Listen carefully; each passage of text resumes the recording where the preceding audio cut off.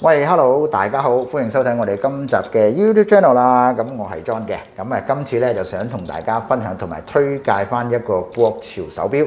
咁而呢一個國潮嘅品牌咧係來自於中國嘅微品牌 Angles 嘅，咁亦都係呢個叫做獨立嘅製錶公司啦。咁個名咧其實點讀咧就係 Angles，咁稍後都會俾大家睇睇啦。咁其實佢所製作嘅手錶咧，好多都係以限量為主嘅。咁而今次想同大家推介咧，呢個 Charm of Time 咧，即係時間之輪嘅第3作品咧，喺呢一個推介之前咧，即係如果我戴住呢一隻手錶推介之前咧，咁其實咧就想同大家去介紹下佢之前所推出嘅作品嘅。好啦。咁而呢一個Angles 之前所推出嘅呢一個作品咧，就包括咗呢個叫做 The Three Kings。咁而係呢一個星輪嘅設計手錶款式啦，外觀都係比較經典，同埋設計上咧都帶住一個致敬嘅意義嘅。咁接落嚟另一個款啦，咁就係呢一個叫做 Angles 嘅 The Measurement。第一系列啦，同埋第2個系列嘅。咁而呢一個單針嘅錶款設計咧，喺呢一個咁有獨特嘅單針提示，配合翻呢個清晰可見嘅阿拉伯數字大錶面，顯示翻有埋夜光嘅呢一個提示。咁亦都係確實咧，係適合咗好多不同層面嘅人士佩戴出呢個國潮嘅潮流一族，揭開咗中國嘅新一代鐘錶革命，邁向全世界。咁而佢嘅所有錶款咧，其實嘅數量都唔係好多嘅。好啦，咁而家咧，我哋就接落嚟可以直接開箱俾大家睇下呢一個 Angles 嘅款式啦。咁而家我哋眼見到嘅呢一個黑色嘅鋁合金錶盒咧，就係 Angles 今次嘅嗰個設計上嘅錶盒啦。咁其實都非常之耐用性嘅，咁同埋都好輕身啦。咁因為用咗呢個鋁合金做翻個錶盒，咁我哋就打開佢嚟睇下啦。嗱，咁其實Angles 今次嘅呢一個設計上啦，佢主要嘅嗰個顏色啦，其實都有分5個顏色嘅。咁而呢5個顏色咧，我哋而家手頭上咧就可以介紹翻我哋有個呢個綠色啦，咁同埋我手頭嘅戴緊嘅呢一個藍色，亦都有一個係百搭色嘅黑色嘅。咁當然仲有2個銀色，一個銀色同埋一個白色咧，咁亦都可以喺預訂嘅時候咧，如果中意嘅話咧，咁亦都可以做翻個預訂嘅。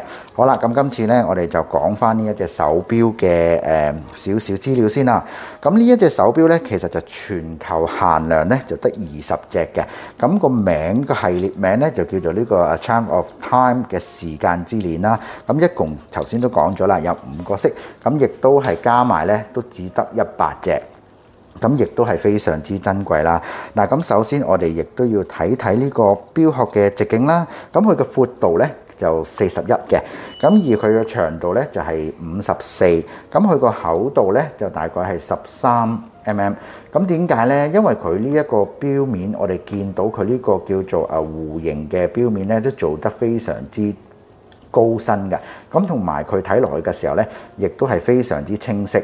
咁因為點解咧？因為我哋再睇近啲嘅時候咧，你見到佢呢一個時間之鏈嘅嗰個立體感咧係非常之大嘅，所以咧佢嗰個叫做藍寶石錶面啦，就亦一定要做翻高少少，咁先正可以睇得清楚，同埋讓大家慢慢咁好去欣賞呢一個時間之鏈嘅。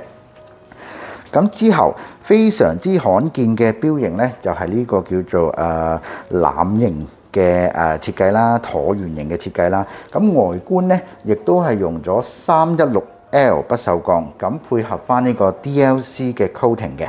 咁其實DLC 嘅 coating 咧，類似就好似呢個叫做 PVD 嘅升級版啦。DLC 即係呢個 Diamond Like Carbon 之意嘅，咁亦都係呢個叫做鑽碳電鍍材質。具體嚟講咧，其實佢嘅視覺上咧，睇落去嘅立體性咧就會再高啲，亦嗰個耐磨性啊、耐用性啊，亦都非常之好嘅。好，咁我哋除咗睇翻佢呢一個coating 之外啦，咁我哋都可以睇翻佢個把的位置。嗱，咁其實佢呢個把的咧就收咗喺呢個12點位置，咁即係我哋正常時間嘅6點位置啦。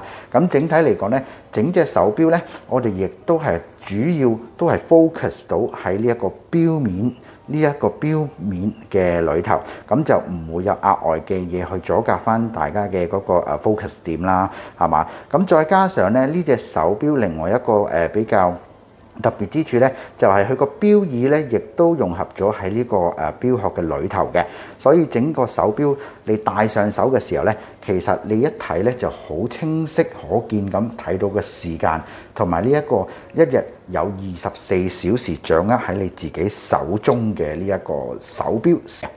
咁令人關注嘅其中一個賣點咧，就係乜嘢咧？就係我哋眼見到咧，佢呢度有一個非常少見，我哋亦都好少喺出邊會見到嘅一個通常我哋見到嘅都係3針啦，或者5針啦。咁而佢呢一個嘅設計呢，就係用咗呢個微型嘅鏈帶動系統啊。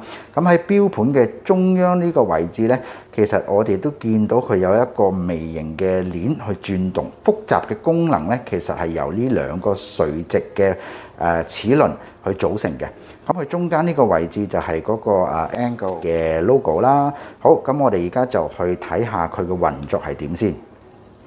嗱，咁當你睇時間嘅時候呢，其實呢，佢呢個微型嘅鏈呢，就會隨住呢個時間呢去慢慢調整翻上落嘅呢一個位置嘅。咁我哋見到喺呢個短嘅呢一個位置呢，其實就係呢個小時嘅顯示。咁而我而家轉得好快呢一個呢，就係嗰個分針嘅顯示。咁其實佢呢個手錶呢，象徵住24小時嘅，所以睇時間嘅時候呢，其實會有少少差別。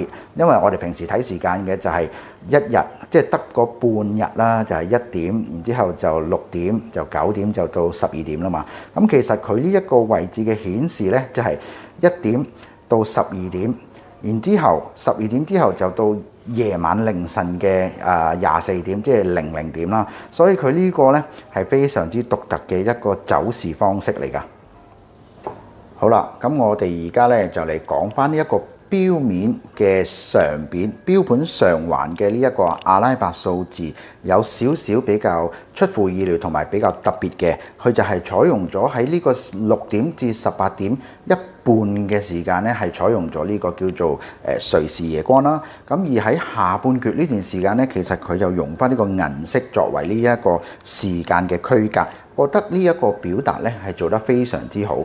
點解呢？嗱，咁我哋而家就再同大家解釋下。嗱，咁如果喺呢個國際時間裏邊嘅話呢，18點即是等於係我哋傍晚嘅6點為止啦。咁其實喺呢一段時間呢，正正就係太陽落山啦。咁而去到呢個清晨嘅6點，咁即是話太陽啱啱出嚟啦。咁喺呢個18點至6點之間呢，其實就似於呢一個沒有太陽嘅時間，所以呢，佢嘅設計上呢，就用心就擺上咗呢個夜光嘅顯示啦。咁而喺呢個8點至16點嘅國際時間嚟講呢，就即是話佢係太陽出嚟咗之後嘅7點、8點、9點、10點，亦去到我哋傍晚嘅4點至5點之間呢。咁呢一段時間呢，正正亦都係有太陽嘅存在嘅，所以呢，佢就將下邊呢段時間呢，就括為一個銀色嘅表達個數字。所以我哋睇上去之後呢，其實你除咗係真係睇時間，我哋再了解佢背後嘅用意呢，其實我覺得呢一個設計係做得非常之好，亦都表示咗呢一個24小時裏邊嘅含義。好，咁我哋再翻嚟睇翻呢隻手錶個錶底先。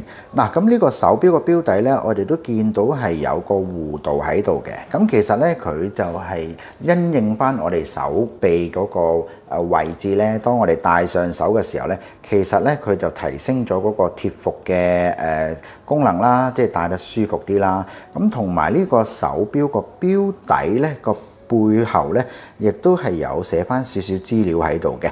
嗱，咁有一個 Swiss Movement 啦、藍寶石鏡面啦，咁同埋佢有一個 Limited Edition 嘅嗰個number 喺度嘅。嗱，咁講翻呢隻手錶個機芯先。呢隻手錶個機芯咧就係用咗瑞士 Sellita SW220-1嘅機芯，再經過呢個自家改裝機芯嘅，咁就將呢個機芯咧再提升到去另外一個層次，複雜化咗啦。咁再加上呢個手錶亦都係自動錶啦，咁個振頻就係28,800嘅。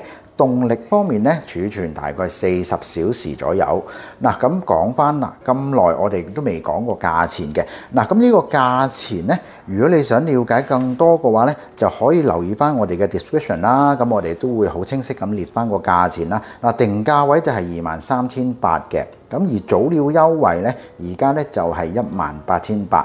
咁亦都係嗰個叫做會員優惠啦。咁本身如果係有我哋嘅會員分數嘅5000分就可以當500蚊使用，咁落訂咧亦都係用1000蚊就可以落訂去呢個訂購呢隻手錶噶啦。咁而取貨日期咧就大概係9月31號前啦。咁你再想要了解更多相關嘅資訊啦，咁亦都歡迎你可以 WhatsApp 翻俾我哋啦。咁我哋嘅電話號碼咧就係52112516嘅。咁如果海外嘅朋友你哋亦都想要去預訂呢一隻手錶嘅話咧，冇問題，咁你亦都可以喺呢一個 WhatsApp 裏邊咧通知翻我哋，咁我哋都會同你盡量配合翻呢一個訂購嘅優惠啦，訂購嘅服務嘅。好，咁又係時候同大家講再見啦，咁記得訂閱翻我哋嘅 YouTube channel 同埋 Facebook 嘅。